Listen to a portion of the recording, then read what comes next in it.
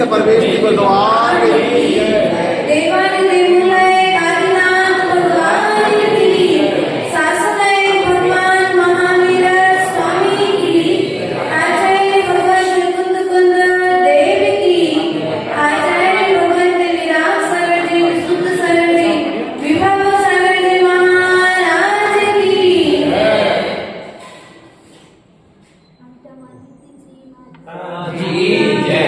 सिद्धवती माता की। प्रिय बंधुओं, आज बड़ी ही प्रसन्नता की बात है कि देवादिदेव शासन आए धर्मतीर्थ के प्रणेता प्रभु आदिनाथ की प्राचीन कालीन प्रतिमा के दर्शन करने का सौभाग्य मिला। वास्तविकता में जिस दर्शन के लिए मनोवती ने कई दिनों तक भोजन नहीं किया कि प्रभु का दर्शन नहीं मिलेगा तो मैं भोजन नहीं करें। और भोजन तो अगर दर्शन तो मिल गया, लेकिन दर्शन के साथ साथ जब तक गज मोती नहीं चढ़ाऊंगी तब तक भोजन नहीं करूंगी।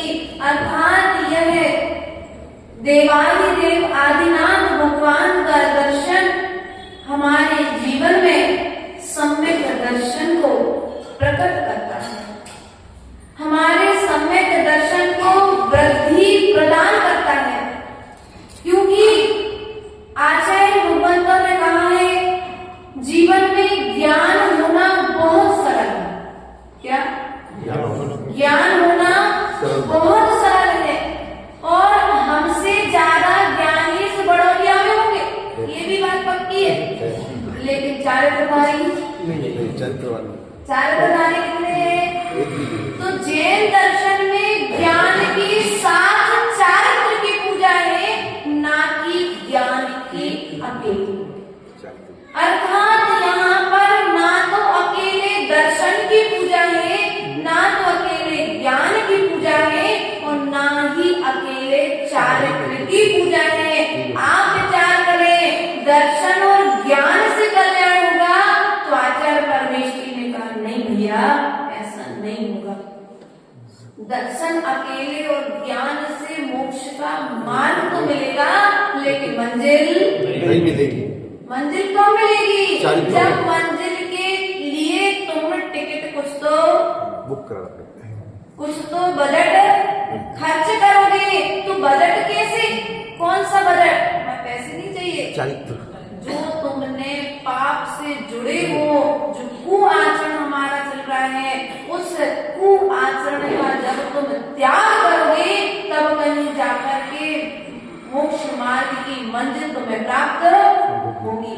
इसलिए प्रिय बंधुओं, यह देवादिदेव आदि प्रभु का दर्शन, यह भगवान की प्रतिमा हमारे भीतर में विराजित भगवान की प्रतिमा का दर्शन कराती है। हम रोज प्रभु का दर्शन करते हैं, लेकिन भगवान काले हैं, सफेद कलर के कमल पर विराजमान है, पीछे में 3 भगवान खड़े हैं, बाजू में बहुत सारे भगवान बैठे हैं। ऐसा करके दर्शन करते हो कि ये विचार करते हो कि ये भगवान जैसे आप हो वैसा। उस समय क्या विचार करते हो? क्योंकि दर्शन करते हुए दर्शन का मतलब ये नहीं है कि पाषाण के भगवान बैठे थे, प्रतिमा अनंत भगवान की मुद्रा विराजमान थी, तो तुमने दर्शन लिए और दर्शन करके चलेंगे। लेकिन दर्शन का उद्देश्य ये मात्र नहीं था। दर्शन का उद्देश्य ये था कि जैसे अनंत की निर्विकार मुद्रा ये विराजमान है, ऐसे निर्विकार स्वरूप हमारा भी है। तुम दर्शन करते करते भगवान को मात्र देखते रहे कि अपने भीतर में बैठे भगवान को भी निहार पाए। भगवान का दर्शन करना तभी सार्थक होगा जब तुम्हारे भीतर में विराजमान भगवान को देखने लग जाएगा। भीतर में विराजमान भगवान की अनुभूति तुम्हारे लिए होने लग जाए। भगवान ने कहा है हमारे दर्शन करते करते तो तुमने अनादिकाल निकाल लिया, लेकिन एक बार हमारे दर्शन करने के पश्चात में तुम अपने खुद के दर्शन करना प्रारंभ कर दो, तो ये जिनेंद्र देव के दर्शन करना सार्थक हो जाएगा। लेकिन हम करते क्या हैं? दर्शन तो करते हैं, सुबह से भी दर्शन करते हैं, शाम को भी दर्शन करते हैं, और दोपहर में मंदिर खुला मिल जाए तो दोपहर में भगवान के दर्शन करते हैं, लेकिन उसकी आगे की यात्रा प्रारंभ नहीं करते हैं। तो आगे की यात्रा प्रारंभ कैसे होगी? तो आचार्य परमेश्वर ने कहा है आगे की यात्रा प्रारंभ होगी सामयिक से। क्या? सामयिक से। सामयिक कैसे होगी? जब सामयिक के पहले करना पड़ेगा स्वाध्याय। क्या करना पड़ेगा? स्वाध्याय। स्वाध्याय करोगे तो सामयिक कर पाओगे, और सामयिक करोगे तो ध्यान कर पाओगे, और ध्यान करोगे तो एक दिन केवल ज्ञान को प्राप्त हो जाएगा। इसलिए प्रिय बंधुओं, प्रभु का दर्शन हमारे कर्म निर्जरा का एक साधन है, लेकिन साधन के साथ साथ साधन तो मिलेंगे, लेकिन साधन के मिलते हुए साधना प्रारंभ होगी ही नहीं। पर साधना प्रारंभ कहाँ से होगी? मंदिर से कि घर से? मंदिर से। हाँ, मंदिर से। मंदिर में आकर के प्रभु का दर्शन हो सकता है, लेकिन आत्मा का दर्शन करने के लिए मंदिर की जरूरत नहीं है। आत्मा का दर्शन करने के लिए मंदिर की जरूरत है क्या? तो फिर कहना पड़ेगा पहले तो इतने मंदिर होते थे, लेकिन जंगलों में मुनिराज रहते थे, फिर भी उन्हें आत्मा का दर्शन और केवल ज्ञान हो गया। बात समझ में आ रही है? कठिन तो क्या समझ में आ रही है? तो ध्यान रखना, आत्मा का दर्शन तुम जब चाहो, जहां चाहो, जिस स्थिति में चाहो उस स्थिति में कर सकते हो, लेकिन उस आत्मा का दर्शन करने के लिए पहले आत्मा के गुणों से परिचित होना पड़ेगा। और आत्मा के गुणों का परिचय कहाँ मिलेगा? भगवान ही बोलेंगे भैया, स्वाध्याय। वो तो बोल लेके वो जो भगवान बोल करके गए हैं, गर्दनों ने कहा, फिर आचार्यों ने लिखा, जो आचार्य लिख करके गए हैं, उस लिखी हुई वाणी को हमें पढ़ने के लिए समय चाहिए। और जब पढ़ने के लिए समय निकालोगे तो आचार्य परमेश्वर ने कहा है जो आज जिन वाणी के लिए समय दे रहा है वो एक दिन समय सार स्वरूप आचरण करके इस समय का सदुपयोग करके समय सार स्वरूप परमात्मा के रूप स्वरूप को प्राप्त हो जाए।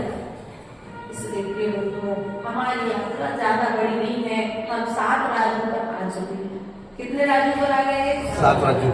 कितने राज्यों पर आ गए? 7 राज्यों। पक्का? पक्का। मध्य लोक में ही हो? नहीं, मध्य लोक में रहते हुए भी नरक को जैसा आचरण तो नहीं चल रहा है। जैसे नरक के नारकी करते हैं ना, तो मध्य लोक में रहते हुए भी तुम्हारे लिए यहाँ का आनंद नहीं आएगा। लड़ाई झगड़ा चल रही, इधर से उधर एक दूसरे की झूठी चुगली लगा रहे हैं, लड़ रहे हैं, एक दूसरे को देख करके गाली दे रहे हैं, मारने के लिए भाग रहे हैं, ये कहाँ होता है? हंसते ऐसा करते हो क्या? अरे आपकी बात नहीं कर रहे तो नारकी जीवों की बात कर रहे हैं। यदि हम ऐसा आचरण कर रहे हैं, नहीं ऐसा है, देखो अपन नरक में नहीं है, नरक में आचरण करके आए ना, कुछ संस्कार हमारे साथ में, कुछ तो संस्कार रहेंगे, पक्का नरक से आए हो ऐसा भी पता नहीं है, आए होंगे कभी ना कभी तो एक बार तो होके आए होंगे, इसका तो पक्का विश्वास है ना। सब लोग गए हैं, लेकिन जो जो नरकों की व्यवस्थाएं हमारे आचार्यों ने ग्रंथों में बताई है, उस आचरण का अब हमें वर्तमान में त्याग करना। जिस घर में क्लेश हो रहा है, सुबह से लेकर के गीत की जगह गालियां सुनाई देती हैं, उस घर में कभी सरस्वती का निवास नहीं हो सकता, उस घर में कभी लक्ष्मी का निवास नहीं हो सकता। यदि होगी भी तो वो वापस चली जाएगी। इतना तो हम सब समझते हैं, लेकिन फिर भी सुबह से जिन घरों से भक्तांबर की आवाज आ जाए, जिन घरों से अपना मंगलाष्टक सुनाई देने लग जाए, जिन घरों में मेरी भावना 12 भावना का पाठ होने लग जाए, जिन घरों में प्रातः कालीन बेला होते ही नमोकार मंत्र की ध्वनि सुनाई देने लग जाए, समझ लेना वह है तो मंद लोक में, लेकिन स्वर्गों जैसे सुखों को भूल। वर्तमान पंचम काल में हम क्या कर रहे हैं? सुबह से उठ करके शिकायत नहीं करना। क्या सुबह से उठ करके आज एक नियम लेना, आदिनाथ की शरण में हो तो सुबह से उठ करके कभी किसी की शिकायत नहीं करना। अगर तुम्हें अपने भीतर में गुण प्रकट करना है तो सुबह से उठ करके अपने गुणों का गुणगान, एक तो स्वयं के गुणों को निहारने का पुरुषार्थ करो। और किसी में 99 अधिक दोष भी है और एक गुण है, कितने 99 दोष और एक गुण भी है, तो सुबह से प्रातः कालीन बेला में उठ करके उसके एक गुण का चिंतन करो। वो एक गुण तुम्हारे भीतर में है, तो तुम्हारे पास 99 गुण थे, उसका एक गुण हो गया, कितने हो गए तुम्हारे पास? और मन करते क्या है सुबह से उठ करके? 99 अब गुणों की चर्चा करते हैं, एक गुण को, अब एक गुण को जिसको तुमने छोड़ा है तो वो गुण तो तुम्हारे पास आने वाला नहीं है, और तुम्हारे पास जो 99 गुण थे तो तुम्हारे 99 गुण भी अब गुणों में बदल जाए। अब बताओ शांति आएगी क्या तुम्हारे पास में? दर्शन का फल मिलेगा क्या तुम्हें? भगवान ने क्या किया, समूसरण में बैठे ना तो सैनिक कुमार ने 60,000 प्रश्न किए। कितने प्रश्न किए? 60,000 प्रश्न किए, और 60,000 प्रश्नों के बीच में भी भगवान ने सैनिक के अवगुणों का वर्णन नहीं किया। सैनिक ने स्वयं पूछा भगवान से कि भगवान, मैंने आपके समूसण में आपकी चरण छाया पाई, लेकिन उसके बाद में भी मेरे व्रत लेने के भाव नहीं होते। मेरे साथ में आने वाले बहुत सारे जीवों ने आपके समूसण में व्रत, नियम, संयम, दीक्षा आदि ले ली, लेकिन मेरे भाव क्यों नहीं होते? तब जाकर के भगवान ने बता दिया कि तुम्हारे भाव क्यों नहीं होते, क्योंकि तुमने नरक गति का बंधन कर चुके। ध्यान रखना, शक्ति है, शक्ति होने के बाद में भी यदि व्रती बनने के भाव नहीं हो रहे, उस भैया मुनि बनने के भाव नहीं हो रहे, तो ध्यान रखना कहीं तुमने नरक त्रयंश गति का बंध तो नहीं कर लिया, क्योंकि जिसने नरक गति और त्रयंश का बंध कर लिया है वो कभी भी मुनि बन नहीं सकता। इसलिए यदि आपको अपना कल्याण करना है, नरक गति का बंध कर लिया है, ऐसा जीव कभी निर्ग्रंथ मुनि की अंजलि में आहार नहीं रख सकता। क्या ये सस्ता काम है? साधु खाएंगे स्वाहा देकर के चेक कर लेंगे, लेकिन मुनि नहीं बनेंगे। हाँ, अपने संवेद शिखर जी की ये प्रमाणित बात है। अभी हम लोग चातुर्मास में इंदौर में थे ना जब, तो चर्चा समाधान ग्रंथ राज का स्वाध्याय चल रहा था। उस ग्रंथ के लेखक पंडित चंपालाल जी थे। उसमें 191 शास्त्रों के प्रमाण के साथ में उस ग्रंथ का संकलन किया गया, और उस ग्रंथ के अंतर्गत पंडित जी ने वहां पर बताया कि जिसने नरक गति का बंध कर लिया है, ऐसा जीव मुनिराज को आहार दान नहीं दे सकता। ऐसा जीव कभी मुनि नहीं बन सकता। ऐसा जीव कभी भी प्रतिमाएं आदि धारण नहीं कर सकता। 2 प्रतिमा आदि जो लेते ना आप लोग, वो नहीं बन सकता। ऐसा जीव कभी भी संवेद शिखर की शाश्वत सिद्ध क्षेत्र की वंदना नहीं कर सकते। तो आपके पास में ऑप्शन है, यदि आपने गतिबंध नहीं किया है तो आप संवेद शिखर की यात्रा जाकर के देख सकते हैं। आप चेक, ऐसे भी कई जीव है, पंचम काल पुराण ऐसे है भैया कि कई जीव ऐसे हैं, सम्यक दर्शन तो हुआ लेकिन फिर भी पाप के बल पर मुनियों की निंदा की, धर्म के क्षेत्रों में आकर के क्लेश किया, सो अशुभ गतियों का बंद कर लिया। अब चाहते तो है संवेद शिखर भी चले जाए, बार बार टिकट होती है, लेकिन घर में सो तक हो जाता, सो कैंसिल हो जाता। ऐसी होता है। इसलिए प्रिय बंधुओं, कभी भी जिनेंद्र देवी के चरणों में यदि आए हो, सम्यक दर्शन को प्राप्त किया है, तुमने ज्ञान को प्राप्त किया है, तो आचार्य भगवान कहते हैं सम्यक दर्शन सम्यक ज्ञान का फल है। यह विचारक धारी की अभिनय। ज्ञान के अहंकार में देखो रावण ने काय का था, बल मेरे बराबर बलशाली कोई दूसरा मेरे जैसा वैभव किसी के पास में नहीं है। आज जिस वैभव का तुम अहंकार कर रहे हो ना, वो वैभव तुम्हारे लिए अहंकार के बल पर नरकों में जाकर के के पटक देगा और फिर तुम्हारे पास में कौड़ी भी वहां पर। नहीं इसलिए प्रिय बंधुओं, अपने जीवन में ज्ञान एक ऐसी चीज है। देखो, दर्शन के फल से मनुमती के लिए जंगल में जिनालय बन गया। किसके बल पर? बोलो तो, पीछे वालों को समझ में आ रही है बात? दर्शन के बल पर मनुमती ने इतना ही तो नियम लिया था कि जब भी मैं जिनेंद्र भगवान के दर्शन करूंगी, एक गज मोती चढ़ा के दर्शन करूंगी। और आप लोग क्या करते? चावल भी चढ़ाने में कंजूसी कर लेते हो। वो सूखी बादाम नहीं चढ़ाना, तुम्हें सोचते पूजा वाली छोटी बादाम मिल जाए। बड़ी अच्छी बादाम, अच्छा श्रीफल, अच्छे भरे भरे फल, भरी मुट्ठी से यदि तुम दान करोगे तो तुम्हें भी भरी मुट्ठी, और तुम ओछी मुट्ठी से दान करोगे तो तुम्हें ओछा फल। उसने ये विचार नहीं किया कि मेरे पिता के विवाह के बाद मेरे नियम का पालन कैसे होगा, लेकिन उसने तो नियम ले लिया कि मैं जब भी दर्शन करूंगी जिनेंद्र भगवान के, गज मोती चढ़ा के ही दर्शन करूंगी। और देखो परिस्थितियां कैसी बनी। ससुर को ऐसा लगा कि बहू रोज रोज चढ़ाएगी तो हमारे सारे गज मोती समाप्त हो जाएंगे, और यदि यह बात राजा को मालूम पड़ी तो राजा मेरे यहाँ के पूरे गज मोती ले जाएगा। तो क्या कहा, बेटा अब तुम यहाँ से प्रस्थान करो, राजा को गजमोती के विषय में ज्ञान हो गया है। ऐसी कुछ घटना उस ग्रंथ राज में आती है।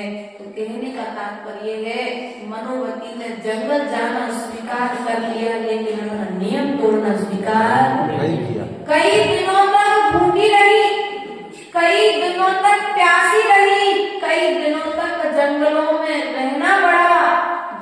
जब स्वर्ग में चर्चा हुई कि एक जिनेंद्र देव का भक्त भूख प्यास से जंगल में भ्रमण करता है, तो स्वर्ग के देवों ने आकर के जिनालय का निर्माण किया। अब आप लोग सोचोगे ऐसा हुआ था क्या?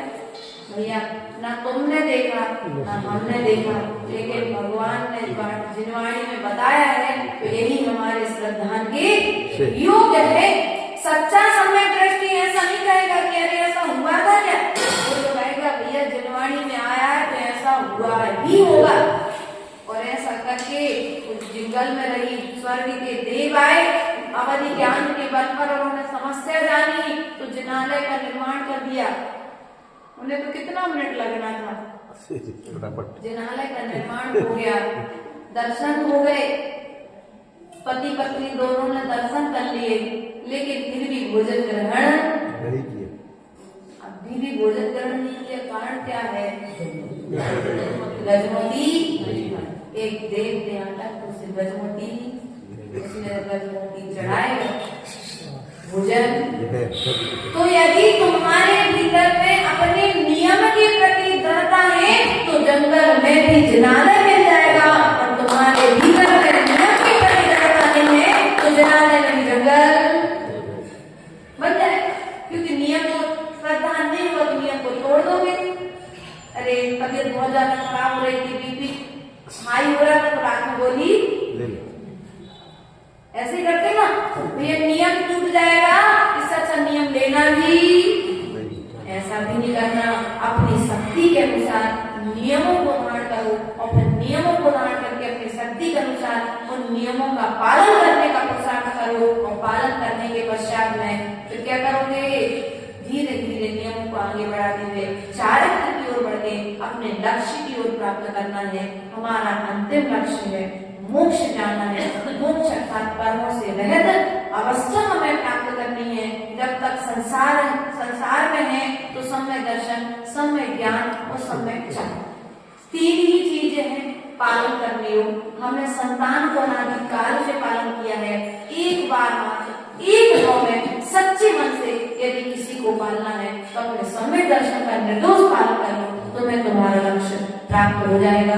इन्हीं भावनाओं के साथ पूरे परम पूज्य आचार्य गुरुवर विभव सागर जी महाराज की जय, द्वादशांग जिनवाणी माता की जय, श्री माता की